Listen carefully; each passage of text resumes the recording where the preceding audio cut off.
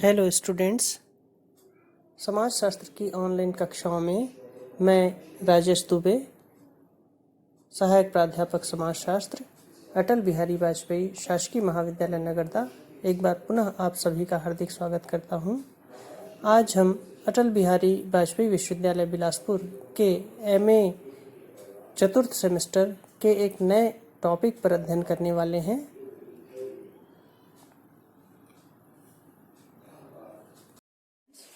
आज हम एमए समाजशास्त्र के चतुर्थ सेमेस्टर के द्वितीय प्रश्न पत्र भारत में उद्योग और समाज के अंतर्गत एक महत्वपूर्ण शीर्षक भारत में सामाजिक सुरक्षा विषय पर विस्तार से चर्चा करेंगे।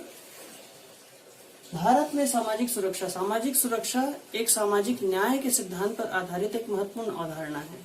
यह उद्योगों के सामाजिक दायित्व को भी परिलक्षित करने वाली अवधारणा है। इसके अंतर्गत कारखाने में के जो मालिक हैं उनका यह दायित्व बनता है कि वो अपने कारखाने में काम करने वाले श्रमिकों के सामाजिक सुरक्षा को लेकर सजग रहे। बीमारी की अवस्था अथवा वहां काम करने वाली महिलाओं की गर्भावस्था अथवा काम करने के पश्चात सेवानिवृत्त हो जाने वाले कर्मचारियों की सुरक्षा एवं आर्थिक हितों के प्रति सजग रहना भी कारखाने के मालिक का दायित्व बनता है। अतः ये सामाजिक सुरक्षा की अवधारणा एक महत्वपूर्ण अवधारणा है और उद्योग और समाज को जोड़ने वाली एक व्यापक अवधारणा है। आने वाले स्लाइड्स में हम विस्तार से इन विषयों को समझने का प्रयास करते हैं। भारत में सामाजिक सुरक्षा को हम निम्न बिंदुओं पर समझने का प्रयास करेंगे। सामाजिक सुरक्षा की अवधारणा, सामाजिक सुरक्षा का इतिहास, उसकी परिभाषा, उसके प्रमुख विशेषताएं, सामाजिक सुरक्षा के प्रमुख तत्व, सामाजिक बीमा एवं सामाजिक सहायता, भारत में सामाजिक सुरक्षा का कैसा परिदृश्य है वर्तमान में, उसको जानने का प्रयास करेंगे। उसके प्रमुख आयामों पर चर्चा करेंगे। साथ ही भारत में सामाजिक सुरक्षा की आवश्यकता और उद्देश्य को समझने का प्रयास करेंगे तथा और अधिक प्रभावी बनाने के क्या उपाय किए जा सकते हैं उस पर हम चर्चा करेंगे।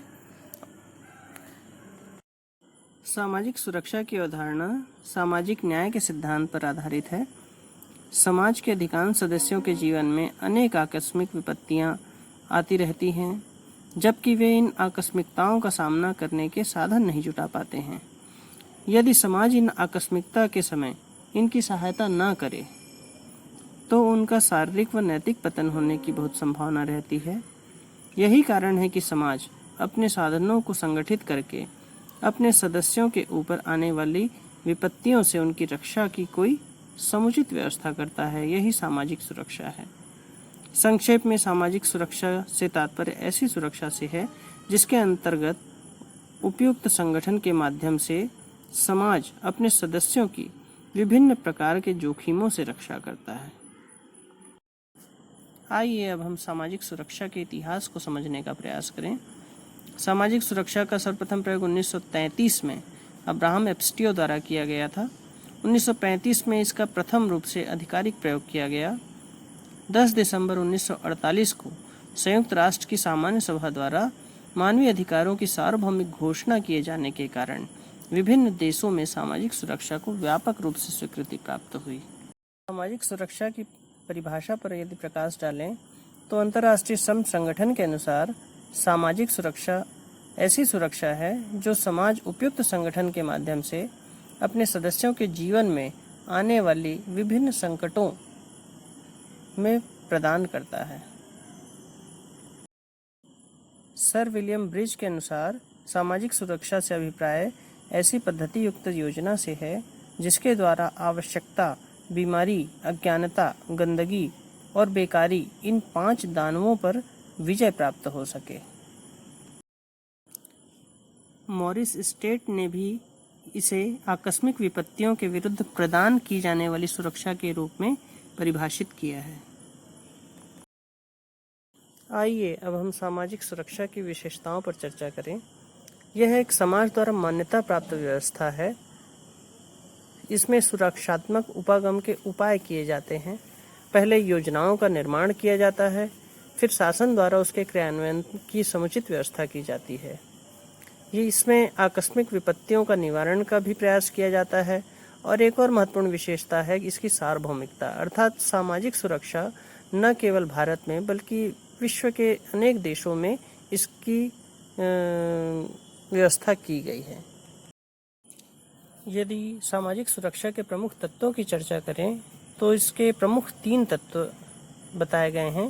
पहला निरोधात्मक या उपचारात्मक चिकित्सा, दूसरा संविधान द्वारा व्यवस्था और तीसरा प्रशासन। निरोधात्मक या उपचारात्मक चिकित्सा के अंतर्गत सामाजिक सुरक्षा प्रदान करने से पहले सामाजिक असुरक्षा को रोकने का प्रयास किया जाता है। उपचारात्मक में यदि वे परिस्थितियां उत्पन्न हो गई, वे जोखिम एवं अनिश्चित परिस्थितियां उत्पन्न हो गई, उसके उपचार अथवा उसके निदान के प्रयास किए जाते हैं। संविधान द्वारा व्यवस्था से तात्पर्य है कि यह लिखित व्यवस्था होती है। संविधान, कानून, शासन, प्रशासन द्वारा मान्यता प्राप्त व्यवस्था होती है। साथ ही प्रशासन का एक अमला इसके क्रियान्वयन हेतु उद्यत होता है।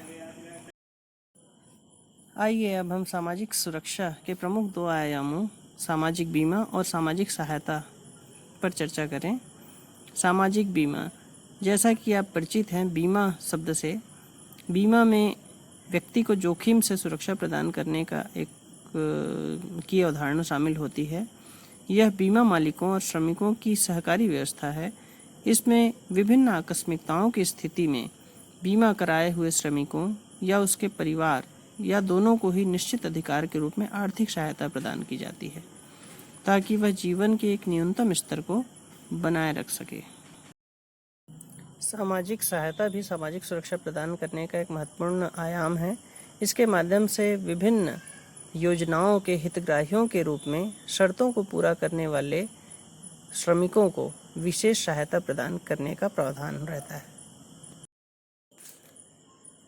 भारत में सामाजिक सुरक्षा की आवश्यकता और उद्देश्य पर चर्चा करना भी आवश्यक है। बेवरेज के अनुसार आप जितने गरीब होंगे उतने ही अधिक आपको सामाजिक सुरक्षा की आवश्यकता पड़ती है। चूँकि भारत एक विकासशील देश है, अतः सामाजिक सुरक्षा का महत्व यहाँ अन्य देशों की तुलना में और भी अधिक हो जाता है। भारत में सामाजिक सुरक्षा की आवश्यकता के निम्नलिखित कारण हैं। निर्धनता से श्रमिक तथा उसके परिवार की रक्षा करना, विभिन्न प्रकार के रोगों से उनकी रक्षा करना।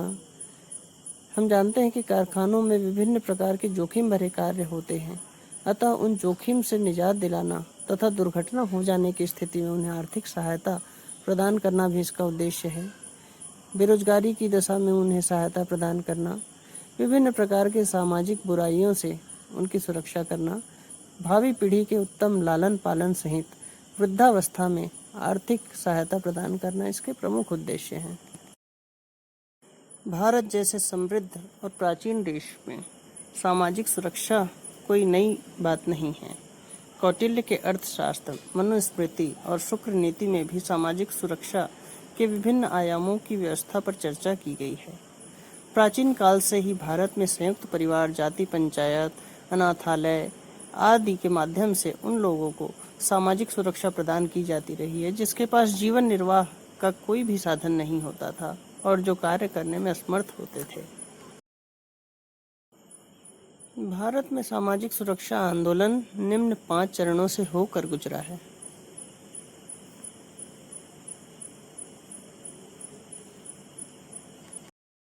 भारत में सामाजिक सुरक्षा का वर्तमान परिदृश्य, इसके अंतर्गत महत्वपूर्ण आयाम है श्रमिक क्षतिपूर्ति अधिनियम। यह अधिनियम 1923-24 में लागू किया गया। जैसा कि हम जानते हैं कि भारतीय कारखानों में अनेक जोखिम पूर्वक कार्य भी श्रमिकों से लिए जाते हैं, अतः उनके जोखिम से सुरक्षा प्रदान करने हेतु तो यह अधिनियम कारखाने के मालिकों के ऊपर लागू होता है। विभिन्न उद्योगों में कार्य करने वाली महिला कर्मचारियों के लिए मातृत्व हित लाभ भी एक महत्वपूर्ण आयाम है। इसके अंतर्गत सामाजिक सुरक्षा हेतु माताओं को अपने गर्भावस्था काल से ही विशेष अधिकार प्राप्त होते हैं एवं उन्हें विशेष सुविधाएं कारखाने मालिकों द्वारा एवं शासन द्वारा प्रदान की जाती है। भारत में सामाजिक सुरक्षा प्रदान करने का एक महत्वपूर्ण आयाम है कर्मचारी राज्य बीमा अधिनियम 1948।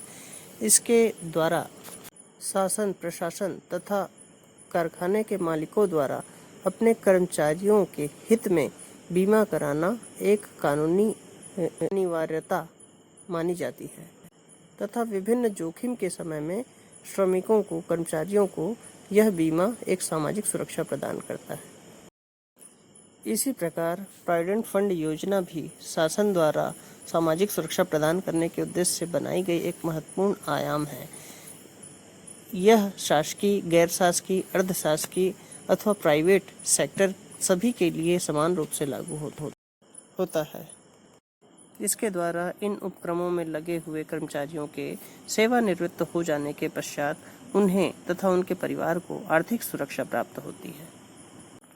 इसके द्वारा पुरानी पेंशन योजना के तहत विभिन्न उपक्रमों में लगे अधिकारी, कर्मचारी को पेंशन की पात्रता रहती है, किंतु वर्तमान समय में इसे अंशदायी पेंशन योजना के रूप में परिणत कर दिया गया है, जिसका प्रारंभ 2004 से किया गया है। भारत में सामाजिक सुरक्षा के क्षेत्र में लागू की गई अन्य प्रमुख योजनाएं भी आप स्क्रीन पर देख सकते हैं। भारत में लागू किया गया बेरोजगारी भत्ता भी बेरोजगारों को एवं उनके परिवार को सामाजिक सुरक्षा प्रदान करने वाला एक आयाम है। वर्तमान में पश्चिम बंगाल, बिहार, असम, केरल, तमिलनाडु जैसे अनेक राज्यों में इसे लागू किया जा चुका है और कई राज्य अभी इस दिशा में प्रयासरत हैं। इस प्रकार हम कह सकते हैं कि सामाजिक सुरक्षा की अवधारणा एक ऐसी महत्वपूर्ण अवधारणा है जो श्रमिकों को न केवल जोखिम के समय आर्थिक सहायता प्रदान करता है, बल्कि श्रमिकों तथा उसके परिवार के लोगों को समाज के मुख्य धारा में लाने के लिए, उनको समृद्ध बनाने के लिए भी अति आवश्यक है। इस अध्ययन में उपयोग में लाई गई प्रमुख संदर्भित पुस्तकें आप स्क्रीन पर देख सकते हैं।